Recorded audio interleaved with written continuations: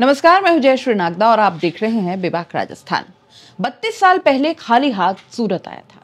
इस शहर ने मुझे करोड़पति बनाया। एक ही रात में रोड पर आ गया।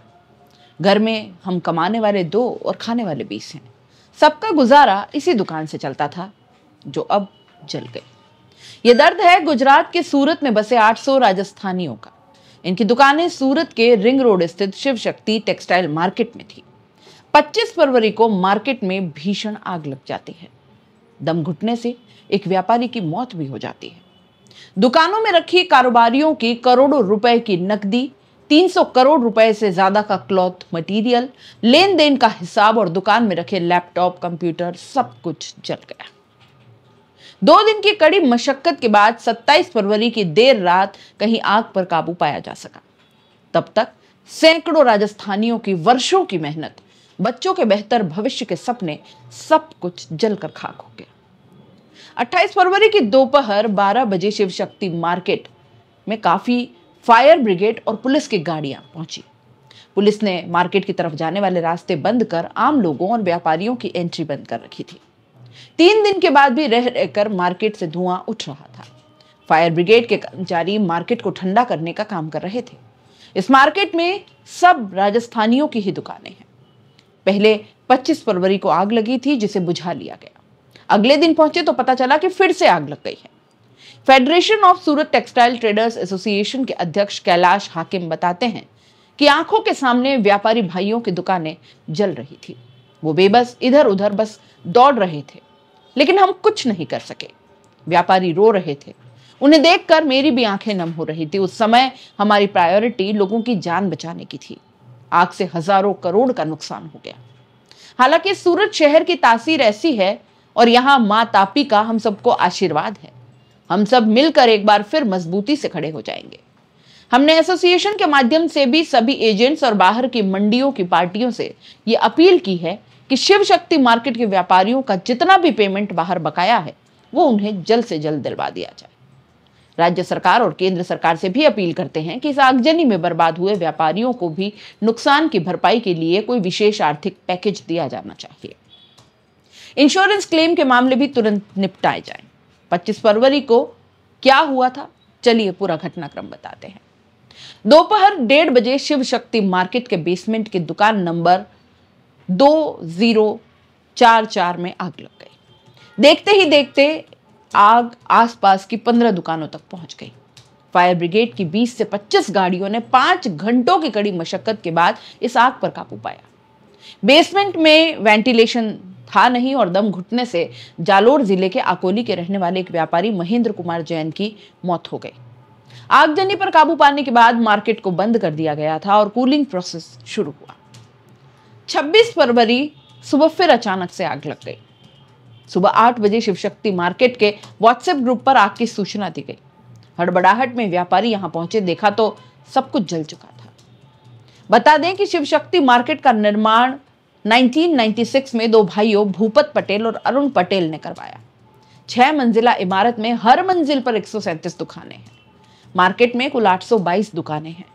700 दुकानें पूरी तरह से जल गई हैं। एक्सपर्ट्स का कहना है कि कपड़ा मार्केट में आग लगती है तो काबू पाना बेहद मुश्किल हो जाता है। कपड़ा होने के कारण आग और ज्यादा तेजी से फैलती है, विशेषकर पॉलिस्टर, सिंथेटिक कपड़ा। जब यह आग पकड़ता है तो तुरंत इस पर काबू नहीं पाया जा सकता। शिवशक्ति मार्केट की दुकानों में साड़ियों और ड्रेस मटेरियल का बहुत बड़ा स्टॉक था। ऐसे में आग तेजी से भड़की। चीफ फायर ब्रिगेड ऑफिसर बसंत पारीक ने मीडिया को बताया कि फायर ब्रिगेड की टीमों ने बाहर से आग बुझाई। अंदर का तापमान बहुत ज्यादा था। दुकानों में सिंथेटिक कपड़े के हैवी स्टॉक के कारण आग पर काबू पाना आसान नहीं था। टीमों ने हाइड्रोलिक्स और गैस कटर के साथ लगातार काम किया। प्रत्येक दुकान में 3 लोग थे, इसलिए भी समय लगा। लगातार आग लगने के कारण मार्केट की बिल्डिंग को भी नुकसान हुआ है। सूरत में दूसरी बार आग को लेकर 3 थ्योरी सामने आ रही है। पहली, हो सकता है कि फायर डिपार्टमेंट की तरफ से मार्केट के बेसमेंट में लगी आग को सही से नहीं बुझाया गया, यानी सही से कूलिंग नहीं हुई हो। लापरवाही के चलते कहीं कोई चिंगारी रह गई जो रात में हवा के साथ फिर से भड़क गई। इसके बाद प्लास्टिक वायर के सहारे वो आग टॉप फ्लोर पर चली गई।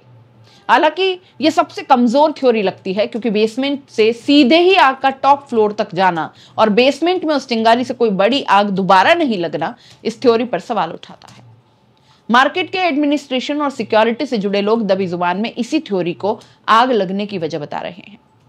दूसरी थ्योरी ये कि किसी ने अगली सुबह गलती से मार्केट की पावर सप्लाई दोबारा से स्टार्ट कर दी हो। इसी के चलते मार्केट में टॉप फ्लोर पर शॉर्ट सर्किट हो गया और आग लग गई। फिलहाल इसे लेकर कोई ठोस सबूत अब तक नहीं मिल पाए हैं। और तीसरी थ्योरी ये कि 26 फरवरी को लगी आग साजिश भी हो सकती है। आशंका जताई जा रही है कि पहले दिन की आगजनी के बहाने किसी ने अपने व्यापारिक फायदे और बीमा क्लेम को हासिल करने के लिए तो कहीं ये आग न लगा दी हो, जो बाद में इतनी भयावह हो गई कि उसने पूरे मार्केट को ही अपने आगोश में ले लिया। सूरत के मेयर ने कहा कि आग की टाइमिंग से यह संदेह होता है कि हो सकता है किसी ने कुछ दुकानों का इंश्योरेंस लेने के लिए शायद ये आग लगा दी हो, नहीं तो पहले दिन कूलिंग के बाद अगले दिन सुबह, और वो भी टॉप फ्लोर में आग कैसे लगेगी।